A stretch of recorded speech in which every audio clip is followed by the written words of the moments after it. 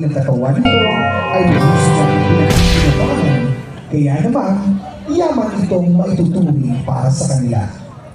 Isang araw, isang magmainsalang dilubyo ang sa kanila dumating na nabuwasak sa lahat ng kanilang pinaghirapan.